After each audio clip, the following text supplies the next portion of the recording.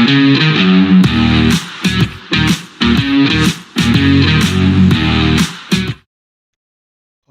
welcome back to the Supercoach Nuff channel. In this video we're going to review round 12 of the 2025 NRL Supercoach season. So a bit of an average week, an 884 I wasn't overly happy with at the time, but we have gone up a few spots. We're back inside the top 40k, so it wasn't a complete disaster, but I guess one of the trades in particular just did not work out for us. So we'll talk about it. We'll have a look at the team. So this week we had Wade Egan only get a 38, which was a little bit below par. Sandon Smith for 53 was solid. And for Noah Blake, so this was the trade. We did originally have Dylan Lucas in line. And with the sort of rumour that he was going to miss, I thought, I'm not going to take the chance. And I thought, well, Fanua Blake's probably the next best option at the time. Threw him in. And then obviously, Dylan Lucas goes and absolutely brains it this week. But it's not only that, it's also kind of ruined my structure. So I guess by putting Fanua Blake here, I basically pushed Horsburgh or White, I forget which one, up here. And basically has me stuck with these three big front rowers. Like originally the plan was Haas, May and Tino is going to be my front row cover. But now Fanua Blake sort of blocked a lot of that, dual flexibility. There's probably, a bit too much money just stuck in that front row now. And as we go down, you'll also see I do need a centre wing this week, which Dylan Lucas would have been perfect for. So, yeah, just not happy with that trade at all. But, cop it on the chin and move on. The second row, so Hosking and Horsburgh, again, it was a tough game over in New Zealand. So I think all of these were for gives. Savala with a 95 was amazing for the Roosters. Setting up tries. I think he scored one himself as well. So, he's going good. Metcalf with the 56 again in the wet is forgivable. No one else in the halves. Our centre wings, we had Herbie Farnworth with a 71, which again, considering the terrible weather, was pretty good. So, maybe I was a bit harsh on a couple of these scores given the conditions. Everyone else was in the same boat. But just no Lucas and no Sharp. Cost me. I wasn't going to have Sharp anyway. But, Eero with the 103 was massive. That was great. He's a nice pod. I'm pretty sure. What's he at? Yeah, he's still at 9% ownership. So on the buy this week, which is a bit unlucky, but, he's a good hold. Tamale with 57. Again, in a tough sort of weather game. That's fine. Billy Smith with 43 is ticking along. At the moment he is our centre wing 7 when you look at how stacked it is. But that's not the worst thing to happen. Iongi with 90 was good, so he probably earned himself at least one more week. And Teddy as captain with 68 was probably not quite what we were hoping for. The likes of Savala and that going off around him, but that's fine. We'll take that. In terms of head-to-heads, there wasn't any head-to-heads this week, so we'll just try and have a look at the big scores. I'm sure there was lots of Lucas and Sharp owners. Looks like Blue Bags with an 1100 was top scorer in the first league. So, yep, Lucas, Sharp on the bench. Captain Eero, nice little pod captaincy there. Fun with Tommy Travojevic was 72, not the worst at the flex. Had Iongi as well, so nice, good results there. Second team, or second league I should say. And lots of thousands, so an 1147. So Ezra Mams victims, probably not the most tasteful name, but that's okay. VC Sharp, so that was a nice one to get the double on that. Asako, who someone pointed out was pretty well bottomed out in price. So obviously on the buy this week, but could be a nice little mid-range price target for next week. Had Farnworth, Lucas as well, Eero, Yeah, so Hines with 68, solid. So some good scores in the top 13 there. And the third league, let's have a look. So a few thousands, I think 1074 for the Midnight Ramblers was top. So another VC of Fletcher Sharp and Lucas owner. Sam Rani with 67, he's been a really handy cheapie.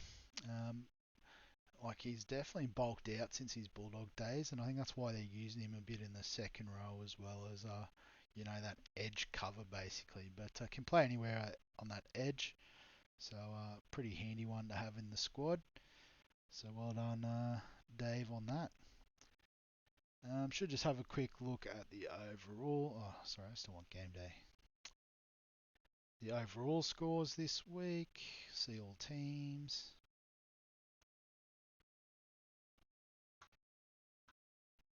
So Eliminator still on top, scoring a 962 this week. What was it? 1147 was the mark to beat. It doesn't look like anyone quite got there, unless there's someone super late in the piece. Yeah, so yeah, Ross was the top scorer, I think, across the league. A couple of guys down the order, obviously well prepared for this week, so not all hope is lost. So I might have a look at the Red Roosters, Jaden's team. Another VC on Sharp.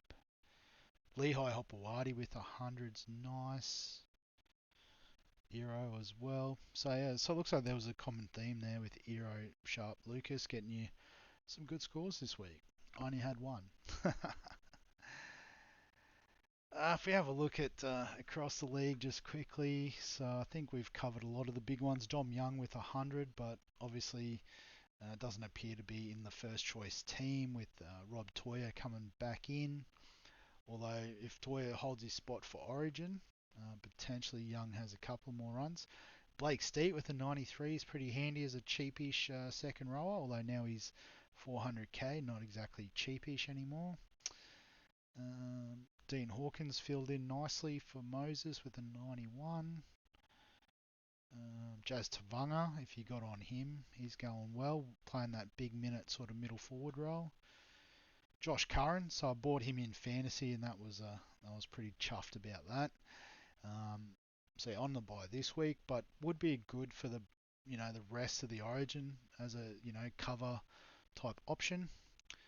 Good to see Jermaine Hopgood get a try and a few points. 439's good value for what he can produce, but just doesn't have the role there at Para this year. I've got him in fantasy as well, and I'm tossing up whether to offload him now or give him one more go. But yeah, you can see not a lot of massive scores. We're already into the low 70s by this point, so wasn't the high scoring week, which again I wasn't happy with an 8 whatever it was, but it's fine. So in terms of the plan this week, we do have a few players on buy, like again Fanua Blake, another reason why I'm not sort of high on this option. Um, put Stewart on the bench, so Tino can come in somewhere.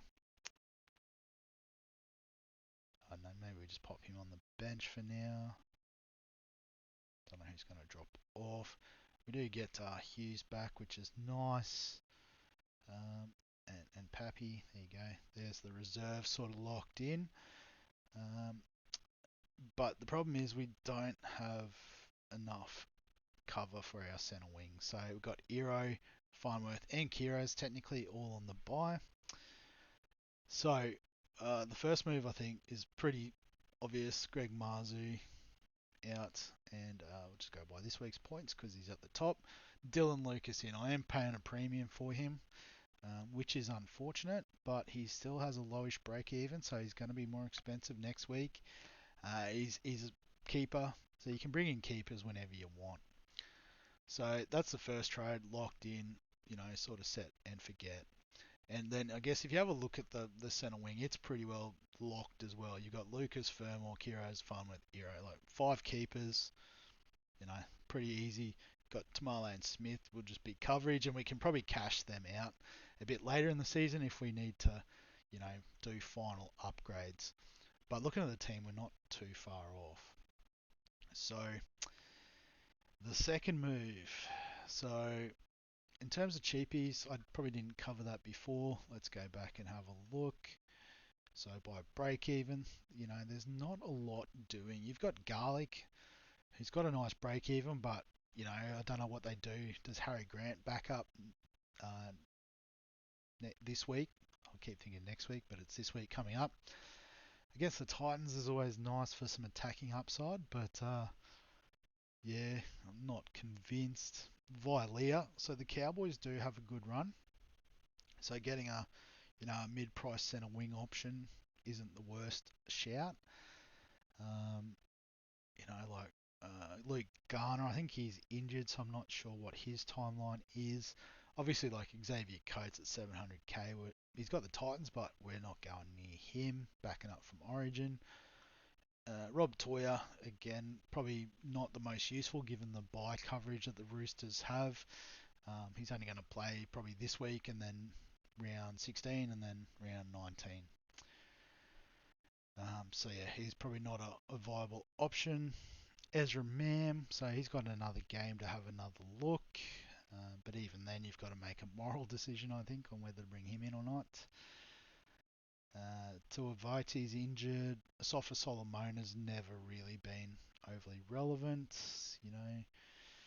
Jack Whiten's injured. Kurt Donohue's on the bye. So, it could be a handy sort of option there at hooker, but not sure on Marshall King's timeline. Munster's playing Origin, so not that interested. Hot Boy's on the bye. Sam Rani's probably too expensive now at 370. Blake Steep, sort of a bit too expensive as well. Api Coruscant, I suppose, if you're looking for a hooker. Kyle McCarthy on the bubble this week, but don't think he's got a long timeline in the team. So, and then we're starting to get into the positive break even. So, not a lot of cheapies there, but I guess the one I am interested in, and it's more about restoring the balance in my team, is Pasifiki Tonga. So, sometimes you've just got to admit that you made a dud move. So obviously this has cost me 2 trades because I could have had Lucas last week and been ahead of the game. But I guess just to try and keep a bit more balance in the squad, Fanua Blake out, and I'm going to bring in Pasifiki Tonga. So bottom dollar cheapie, happy just to park him on the bench in case of emergency break glass sort of option. But then I also do have the ability to swing, Tino in through Stewart, that sort of thing. So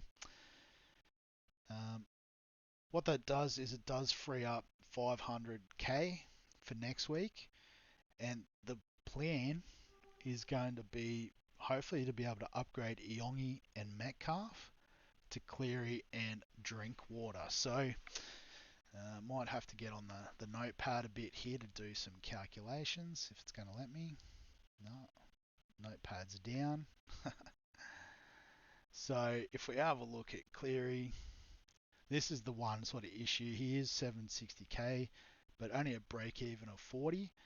So he is projected to go 24k, but I'm willing to budget for 800 on him. If it's a bit slow, maybe I shouldn't use the notepad.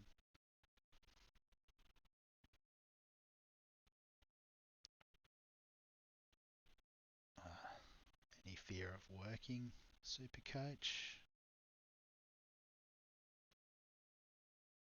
I'll just refresh. Here we go.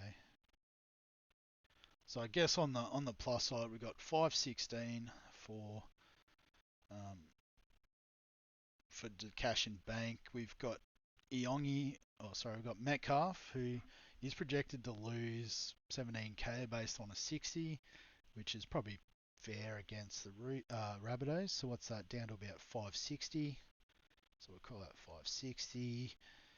And Iongi, who's got a nice break even. So, could make a little bit, but I'm only going to budget him for that call it 570. Just maybe he does get a couple of dollars this week. So doing a bit of quick maths on that, it's like 1500, and then probably 16 something. 6 and 7's 13, so 1646 using my maths brain. As I said, if we got Cleary at 800, and then the other option, Drinkwater.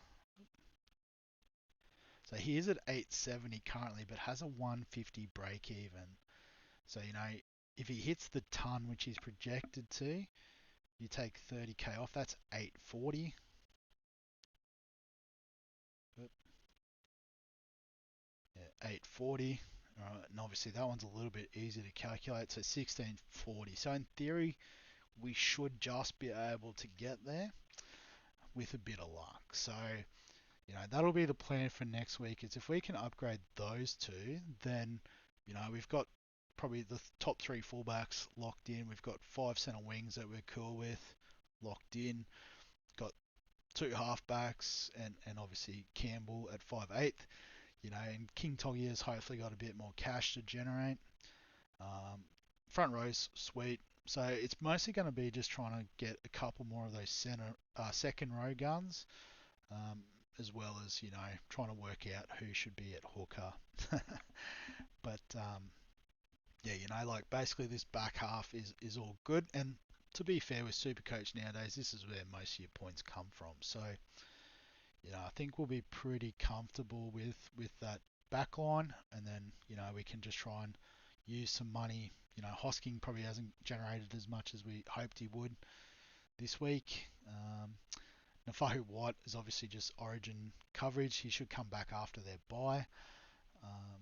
Savala's still making a bit of cash, which is handy. And then I guess we could always squeeze a bit out of Stewart and Hubner if need be. And obviously there's the cash here in the centre wing as well. So still got a fair few trades as well, which is nice. But the team's looking good, but fingers crossed it all works out. But I guess just the last bit of this conversation is vice captain, captain. So you got Dragons Knights on Friday night. So we've brought him in. Do we back him to go big again? Potentially, but we do have the Titans, the Storm up against the Titans. So, I think Pappy has got to be in that VC conversation. So, I'll put him in. It could be Jerome Hughes as well. That's not what's going to happen, by the way. But, definitely got to have Pappy in. I guess if you've got the opportunity to sit and watch how Pappy's going, you could go to the C on May as the safe sort of backup option up there in North Queensland. I'm a bit busy on Saturday afternoon, so I don't know. I might be able to do it actually, but yeah, that would be the preferred option. But failing that, if I had Cleary, it'd be a nice one to just captain and bank. Because other than that, don't know. Even the Broncos, Payne Haas, does he back up from Origin with that injury? I think his thigh, is it, or something? Yeah, a lot of these guys play early in the week, which is never ideal. Do we just captain Teddy on Sunday night against the Raiders? So I might just leave it at May for the time being. Here's the preferred option, and I've just got to work out whether I can get on at about 5 o'clock Saturday Arvo if Pappy has brained it to find a new captaincy option. So yeah, so I think we'll go with that anyway. So that's the plan going into this week. Basically admitting fault for the dodgy last minute trade last week, but yeah, went with my gut and it wasn't correct. So we'll wrap the video up there. As always, if you've got any questions, comments, thoughts, feel free to add them below this video. Give us a like if you enjoy the Supercoach content. Subscribe for all the fantasy sports content on the channel. And other than that, we'll catch you in the next one.